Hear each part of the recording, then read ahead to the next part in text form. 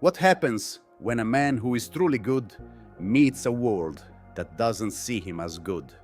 People have always gone back and forth between praising virtue and calling it naivety. This doubt has been around since Plato asked in ancient Greece if virtue could exist without benefits. After all, is being kind an ideal or a risk in a world where strength seems to beat weakness? If being kind doesn't really help anyone, then why do some people keep doing it?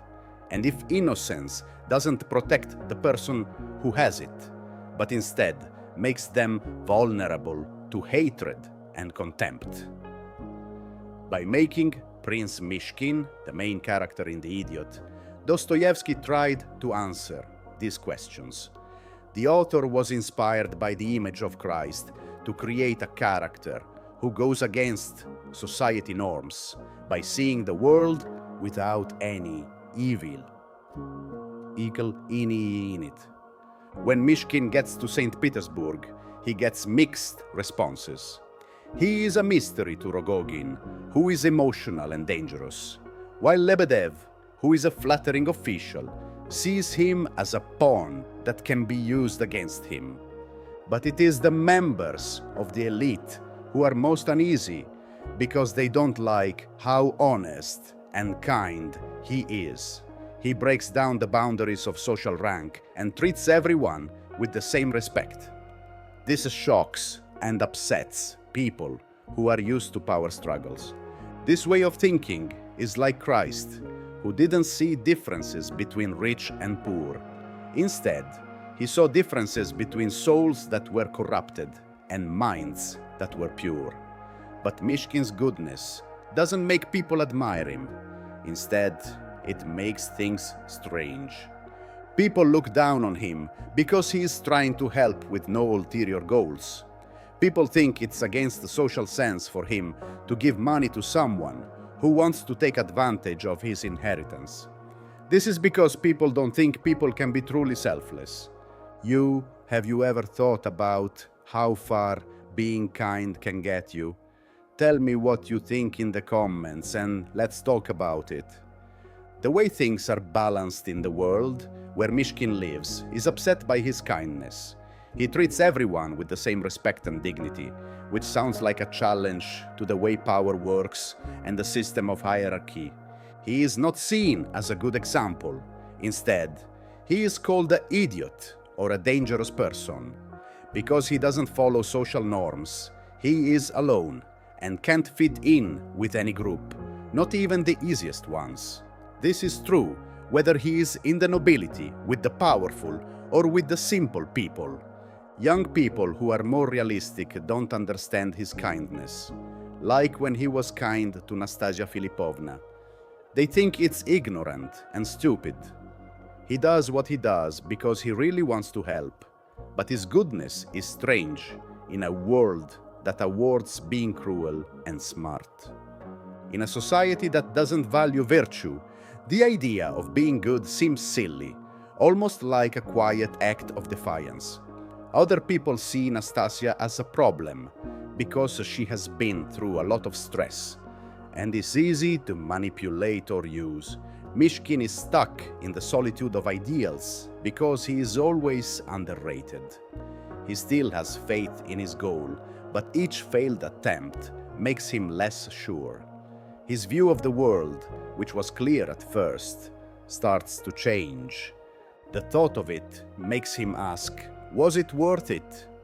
His journey turns into that of a man who, by remaining good, starts to wonder if what he's doing is worth it in a society that won't change. At the end of the story, he is left alone and becomes the personification of doubt. But is he just a dreamer who doesn't want to face the hard truths of life? Or does he stand for a brave ideal that doesn't give in to the stresses of modern life? Dostoevsky portrays Myshkin as a powerful attack of the values that were common at the time, showing how people get stuck in their pursuit of status, power, and looks. Gania is stuck between two women who represent his social and emotional choices. He is torn between them because of his goals and emotional bills. His inner fight shows how society cares more about how things look than how they really are. The characters in this game from Dostoevsky are not ashamed of the harm they have caused. Instead, they are afraid of being seen as weak. The constant need for approval and protection of image make it hard to see even the most important questions that come up when death is close. They are slaves of their looks because they can't deal with their flaws. This is very different from Myshkin, who can see through everyone else's masks, even though he is seen as stupid. This complexity can be seen in his connection with Anastasia. She is the woman everyone wants, but no one really gets. Ganya's relationship with her is selfish. Rogogin's is violent, and Myshkin's, which is based on love, is turned down. Anastasia doesn't pick Rogojin because she likes him. She does it to punish herself. She can't accept Myshkin's offer of happiness because of her pain. The abuse she went through changes her ideas about love and worthiness, which makes her give up pain as a way to make amends. Freud says that we do bad things over and over again because they are comfortingly known to us. This is clear in Anastasia's choice. She thinks that her pain is something she has to live with because she mixes up evil with fate. Dostoevsky doesn't just criticize people for being cruel, he also criticizes how creatively people make other people suffer. The sadness of Anastasia is that she is a woman who is treated badly by even the kindest people. Myshkin tells the story of Marie, a young woman from Switzerland who was turned down for marriage, and helps her. But no one applies the lesson to Anastasia. Instead, society judges her badly. In the end, Myshkin's kindness not only goes against the rules of Russian high society, but it also shows what those rules are. His selfless devotion brings both comfort and pain, pushing Anastasia toward a terrible end that no one can stop. Does being good work in a world full of flaws? That's what Dostoevsky asks in The Idiot. He looks into the conflict between people's desire to be good and society's pressure on them to follow its rules. It was said by C.S. Lewis that people often say they have good thoughts, but never show them in real life. On the other hand, Kierkegaard talked about how people tend to give up on their beliefs when the majority wants them to. High society people respect Myshkin's modesty and faith in Christ, but they are not ready to pay the price that it requires. For Dostoevsky, Christianity shouldn't be just an idea or a way to get what you want. It should be a way of life. The thing he doesn't like about atheism is that it has turned into something that no longer promotes true love between people. People who think they are polite can't see the value in his point of view, and they become hostile toward Myshkin because he is a good example of true Christianity. On the other hand, other people's Christianity is often just a show that goes away when things get tough. Dostoevsky talks a lot about how important faith is, but he doesn't show it as a solution to all issues. The real injustice doesn't come from not having faith. It comes from faith that has been tainted and turned into a ritualistic void that is cut off from real love. When we have an overly positive view of ourselves, we might not notice how mean we are to other people. For instance, someone might think it is ethically okay to criticize others after they have done something good, like giving money to a cause.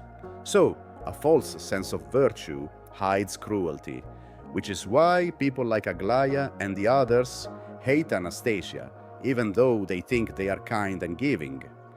This subtle harshness comes from the way society is set up. which lets people explain away their mistakes and violence. It's not because people have changed their morals, it's because they've given up on important values in favor of anger, jealousy, and the need to be seen as important. The decisions are made on the spot, and then there is a short period of peace. Dostoevsky saw Rogojin as a personification of human nature at its wildest, with no morals or boundaries to cool his flames. Myshkin, on the other hand, is a small flame of light, like Christ, who shows pure goodness and suffering. On the other hand, Christ had divine power, but Myshkin does not. So, the excessive cruelty of other people often stops him from doing small acts of holiness. In his writings, especially The Prince, Niccolò Machiavelli pushed the idea that the ends excuse the means. He says that leaders may need to be violent in some situations in order to get things done, because being too nice or too indulgent can make things worse. This way of thinking doesn't just affect the boss, it affects everyone in society. This means that cruelty has effects that go beyond the people who are directly affected. Rogozin's acts were easy to condemn, but what he does in the book is almost completely terrible. He breaks up Anastasia's marriage to Gania on purpose, even though he doesn't love her. She would have been more popular after getting married, and it was normal for people to grow to love each other over time. But Rogozin acts out of a skewed sense of what is right and wrong, a brute force that knows no end. His hatred comes out in a pure and destructive way, just like the wild world he lives in. When Myshkin visits the Gepansin family, his constant kindness starts to upset what was once a stable and aristocratic relationship. His kindness causes problems, especially with Aglaya, who wants to join him, but knows her family doesn't want her to. In contrast to the pragmatist society, Myshkin stands for a purity that questions norms, but also shows how weak they are. Aglaya is moved by how sincere he is, but she rejects him because she can't see how his morals could work in the real world. She runs away, becomes a Catholic, and pulls away from her family. She is the last victim of a system that doesn't know how to deal with real kindness. This is both Myshkin's strength and weakness. He has strong views that he wants to change. In its best form, his kindness is seen as a threat by others because it shows how fake and shallow high society interpersonal relationships are. The fact that she has two different morals becomes clear in her connection with Aglaya. By not conforming to what other people expected of her, Myshkin forces Aglaya to make a tough and painful decision.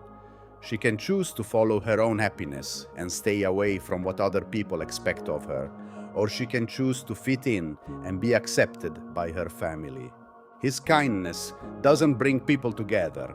Instead, it causes pain and separation. Aglaya can't handle Myshkin's purity, so she decides to stay away, starting a path of rejecting herself. When Myshkin gets too involved in these problems, he starts to lose his mind. The harshness and mystery of the world are too much for him to handle. He tries very hard to live up to his moral and kind ideas, but the things he does that should make other people happy end up being heavy responsibilities. Myshkin doesn't change how he acts based on what's convenient for him, like the other characters do. Instead, he sticks to his vision of selfless love, which makes him suffer even more in a cruel world. Even so, Myshkin is not a perfect hero who just does something nice to solve all the problems. At his core, he is a mirror of the human condition, someone who tries to live by high ideals but can't quite grasp how complicated the world is around them. Even though your behavior is admirable, it is not working in the end.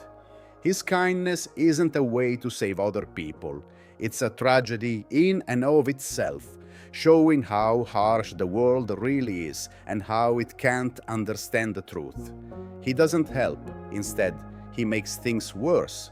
He can't stop Anastasia from hurting herself, and even though he loves Aglaya, he can't give her the happiness she wants.